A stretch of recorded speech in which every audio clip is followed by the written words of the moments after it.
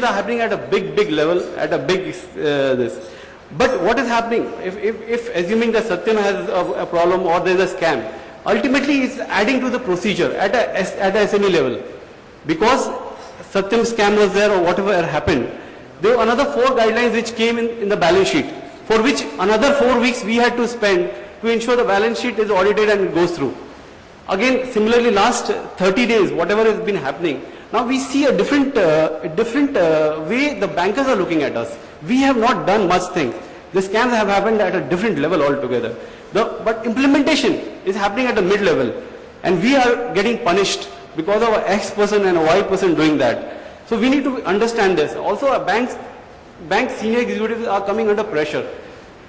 We are applying, even if we are eligible for a 100 rupees loan, they are giving us 20 rupees, 25 rupees. Because of the external factors, there is nothing to do with our company or the bankers. They are coming under different scenarios. So we need to understand that. Another thing which I feel is any sanction of the bank has to be time-bound exercise. The bank which I deal with, I realize that there are at least 5 layers. There is a relationship manager, there is a manager below him who does the documentation part. Then he's, at least if you make an application, if I make an application, first of all a company needs to spend at least 10 days to ensure that he's done all that and submits to the branch. The moment branch gets it, it is verified by the relationship manager, and then he makes a report, his junior makes a report, and then it is signed and then sent to the branch. This entire exercise, it goes to the branch, then a branch has to then put it to the committee. The GM is there, there's a credit rating agency, credit guys are there, they look at it.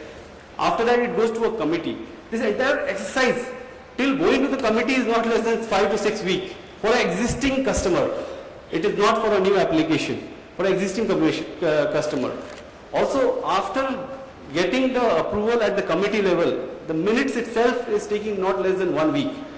By the time minutes come to the branch, by the time disbursement happen, it is taking another week. So we have realized that not less than at least 8 to 10 weeks in this entire cycle is taking for any disbursement.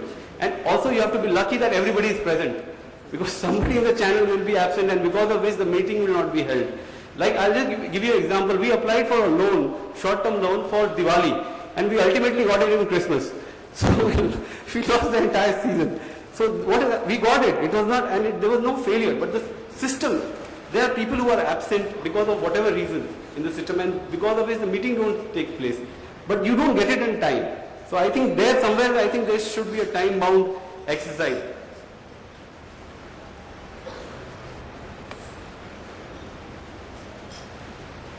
Certain policy and taxation. See, I think every sector, we need to get some sector status. We need to become, come under certain regulation. Where do we voice? Today as a retail, I'm sure with other industry also applicable, if you have any issues, where do you go? Which minister do you go to? And how do you sound him that these are the problems?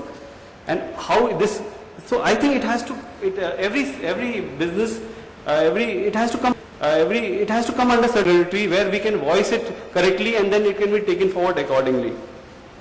So we need to get that industry status very clearly, which are this, even housing is not yet come under industry. So I think somewhere the government has to come in and give us industry status, and by getting industry status, I'm sure that also the bankers' interest rate comes down, because then there is a structured funding which can come in that particular industry. Again, another issues which we are facing is multiple taxes, multiple returns. हम दुकानदार हैं. It is one of the oldest business of India, and we still एक दुकान खोलते हैं, we have to file 20 returns and licenses.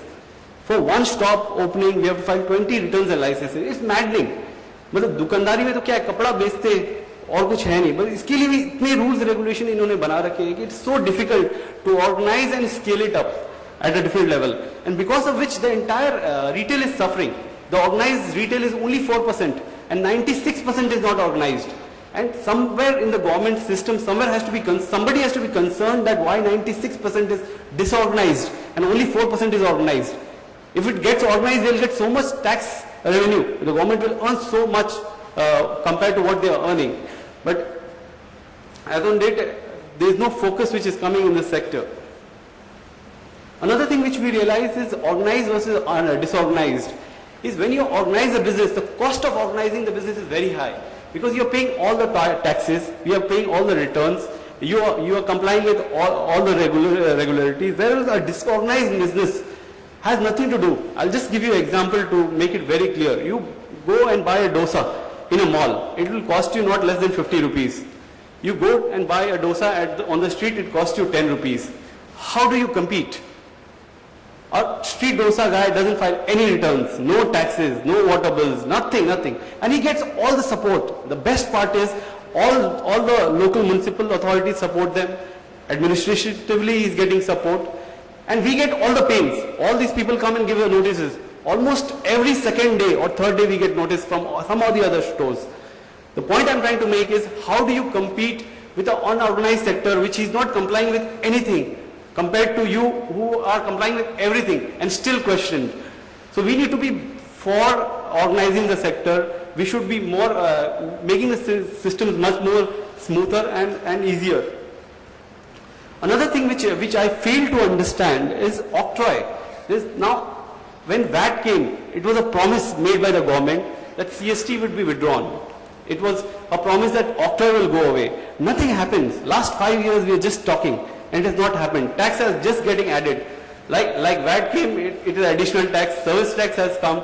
There is already a cess which we have to pay. There is still CST. Mr. Chithambaram said that it will be withdrawn, which was promise made 4 years back. Till today, nothing has happened on that. So taxes are getting added instead of withdrawn. So I am concerned with GST also coming in. Promises have been always made, expectations have been there, but it is not getting implemented.